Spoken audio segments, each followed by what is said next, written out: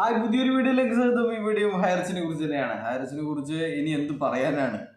അപ്പോൾ ഇനി എന്തെങ്കിലും ഇവരുടെ മണ്ടത്തരങ്ങൾ ഉണ്ടെങ്കിൽ പറയുക എന്നുള്ളത് മാത്രമേ ഉള്ളൂ. നമ്മുടെ പുതിയൊരു നാടകം നമ്മൾ കണ്ടതാണ്. ആദ്യ തവണ 24/4/2024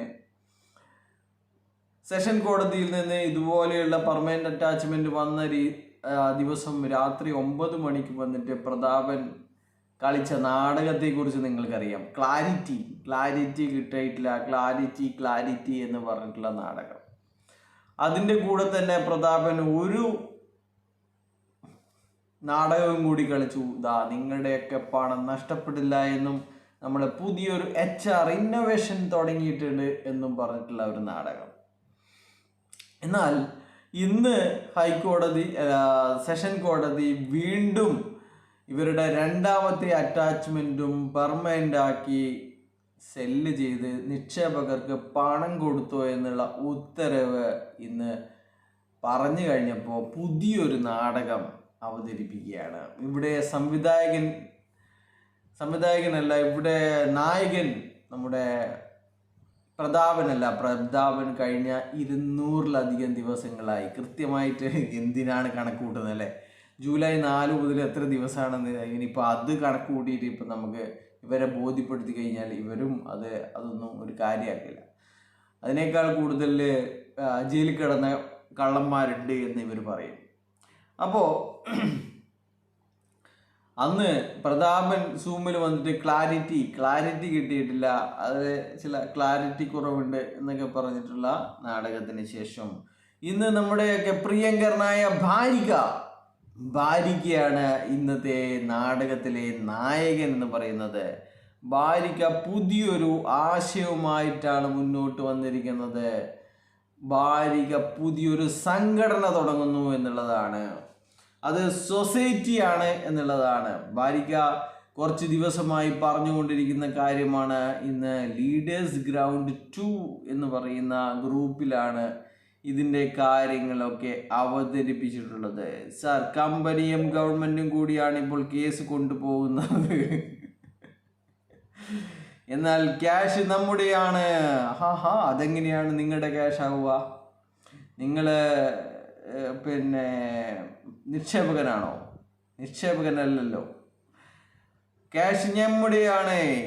ഇനി മുന്നോട്ട് പോവേണ്ടത് ഞങ്ങളെന്നും നമ്മുടെ കമ്മ്യൂണിറ്റി കൂടിയാണ്. അതുകൊണ്ട് തന്നെ കുറച്ച് ദിവസം മുന്നേ നമ്മൾ ഒരു സൊസൈറ്റി രജിസ്റ്റർ ചെയ്യാൻ ഹൈക്കോടതി വക്കീലിനെ ചുമതലപ്പെടുത്തിയിട്ടുണ്ട് എന്നാണ് പറയുന്നത്. സൊസൈറ്റി രജിസ്റ്റർ ചെയ്യാൻ വേണ്ടിയിട്ട് എന്തിനാണപ്പാ ഹൈക്കോടതി വക്കീലിനെയൊക്കെ ചുമതലപ്പെടുത്തുന്നത്? നിങ്ങളൊരു ബൈലോ ഉണ്ടാക്കണം. അത് സൊസൈറ്റി ആക്ട് പ്രകാരം, നമുക്കിവിടെ കണ്ണൂരാണെങ്കിൽ സൊസൈറ്റി ആക്ട് പ്രകാരമുള്ള രജിസ്ട്രേഷനൊക്കെ ചെയ്യുന്നത് തലശ്ശേരി രജിസ്ട്രാർ ഓഫീസിലാണ്. അപ്പോൾ ഇതേപോലെയുള്ള യൂണിയൻ രജിസ്ട്രേഷൻ, സൊസൈറ്റി രജിസ്ട്രേഷനൊക്കെ തലശ്ശേരിയിലാണ് അതിൻ്റെ രജിസ്ട്രേഷൻ നടക്കുക. അതുപോലെ നിങ്ങൾക്ക് ഏത് ഇതുപോലെയുള്ള അസോസിയേഷൻ രജിസ്ട്രേഷനൊക്കെ ചെയ്യുന്ന ഓഫീസിൽ പോയി ഒരു 1500 രൂപയാണ് തോന്നുന്നു, 1500 രൂപയുടെ ട്രഷറിയിൽ അടച്ച കള്ളാസും നിങ്ങളുടെ ബൈലോയും പിന്നെ അതിൻ്റെ ആരാണ് സെക്രട്ടറി, പ്രസിഡന്റ്, മെമ്പർമാർ, അതിൻ്റെ ഖജാൻജി, നിങ്ങളുടെ തുടങ്ങാൻ ഉദ്ദേശിക്കുന്ന സൊസൈറ്റിയുടെ ബാങ്ക് അക്കൗണ്ട് നമ്പർ, അതൊക്കെ പറഞ്ഞുകൊണ്ട് നമുക്ക് വേണമെങ്കിൽ ഒരു രജിസ്ട്രേഷൻ ചെയ്യാവുന്നതേ ഉള്ളൂ. അതിന് ഇവർ ഹൈക്കോടതിയിലെ വക്കീലിനെ ഏർപ്പാടായി. കുറച്ചൊരു ഗമമാണല്ലോ. ഇവരൊക്കെ ചെയ്യുന്നത് സിമ്പിൾ അല്ലല്ലോ. സാധാരണക്കാർ മണി ചേഞ്ച് ചെയ്യും, ഇവർ ഹൈടെക് മണി ചേഞ്ച് ചെയ്യും. അപ്പോൾ അങ്ങനെയാണ്.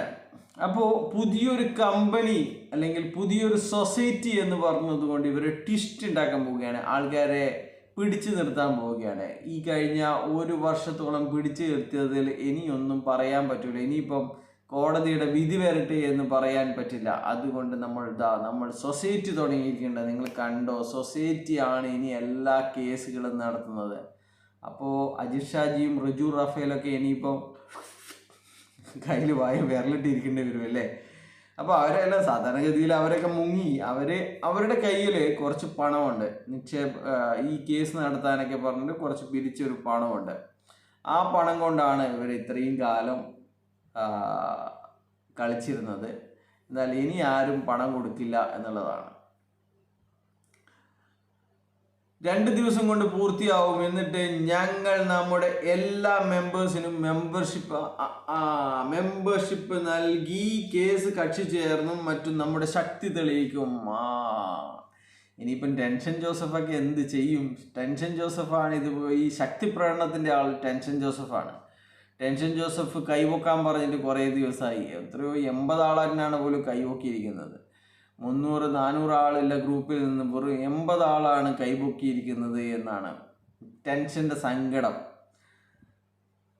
നമ്മുടെ എല്ലാ മെമ്പേഴ്സിനും മെമ്പർഷിപ്പ് നൽകി നമ്മുടെ കേസിൽ കക്ഷി ചേർന്നും മറ്റും നമ്മുടെ ശക്തി തെളിയിക്കാനും അപ്പോൾ കേസിൻ്റെ ഗതി തന്നെ മാറ്റി മറിക്കുന്ന പറഞ്ഞത്. എല്ലാവരും ഒരുമിച്ച് നിൽക്കണം, സഹകരിക്കണമെന്നാണ്. ഇനിയിപ്പോൾ മെമ്പർഷിപ്പ് ഫീ എന്ന് പറഞ്ഞിട്ട് ഭാര്യയ്ക്കും കുറച്ച് പൈസ അടിക്കാനുള്ള വകുപ്പാണോ ഭാരിക്ക? നിങ്ങളും ഇങ്ങനെയാണോ? അപ്പോൾ ഭാര്യയ്ക്കുമായിട്ട് ഇന്നലെ ഒരുപാട് നേരം സംസാരിച്ചിട്ടുണ്ടായിരുന്നു. ഭാര്യയ്ക്ക് ഇതുമല്ല ഇത് കുറേ കാര്യങ്ങൾ സംസാരിച്ചിട്ടുണ്ടായിരുന്നു. എന്നിട്ട് ഈ സൊസൈറ്റി എന്ത് ചെയ്യുന്നത് വെച്ച് കഴിഞ്ഞാൽ പാവപ്പെട്ടവരെ സഹായിക്കും എന്നൊക്കെയാണ് പറയുന്നത്. എന്താണ് ഭാര്യയ്ക്ക് എന്തോ ഒരു എക്സൽ ഷീറ്റൊക്കെ അപ്ലോഡ് ചെയ്തിട്ട് കല്യാണം കഴിക്കാൻ താല്പര്യമുള്ളവർ, വീട്ടിൽ കൂടലിന് താല്പര്യമുള്ള, ഓപ്പറേഷൻ്റെ ആൾക്കാർ, അങ്ങനെ ഒരുപാട് നാടകങ്ങളൊക്കെ കഴിഞ്ഞില്ലേ. ഇനിയിപ്പോൾ നിങ്ങൾ അതേ സംഭവങ്ങൾ പുതിയ പേരിൽ അവതരിപ്പിച്ചു കഴിഞ്ഞാൽ ആരെങ്കിലും വിശ്വസിക്കുമോ? അപ്പോൾ പ്രിയപ്പെട്ട അടിമകളെ, കഫന്തീനികളെ, അടിമകളെ, നിങ്ങൾക്ക് മനസ്സിലായോ? കമ്പനിയുടെ അക്കൗണ്ടുകൾ ടെമ്പററി ഫ്രീസ് ചെയ്തത് പെർമനന്റ് ഫ്രീസാക്കി ഇപ്പോൾ കളക്ടറെ ചുമതലപ്പെടുത്തിയിരിക്കുകയാണ്. 212.5 കോടിയുടെ അധിപൻ ഇപ്പോൾ തൃശ്ശൂർ ജില്ലാ കളക്ടറാണ് ഉള്ളതാണ്. ഇവിടെ ഒരു ചെറിയൊരു പ്രശ്നം എന്ന് പറയുന്നത് ഇതേ ബാങ്ക് അക്കൗണ്ടുകൾ EDയും ഫ്രീസ് ചെയ്തിട്ടുണ്ട് എന്നുള്ളതാണ്. ED എത്രയാണോ ക്ലെയിം, എത്രയാണോ FIR അത് റിലീസ് ചെയ്ത് കൊടുക്കാമെന്ന് തത്വത്തിൽ പറഞ്ഞിട്ടുമുണ്ട്. അതുകൊണ്ട് തന്നെ FIR ഇല്ലാത്തവർക്ക് വായിൽ വിരലിട്ടിരിക്കാം എന്ന് മാത്രമേ പറയാനുള്ളൂ. ബൈ.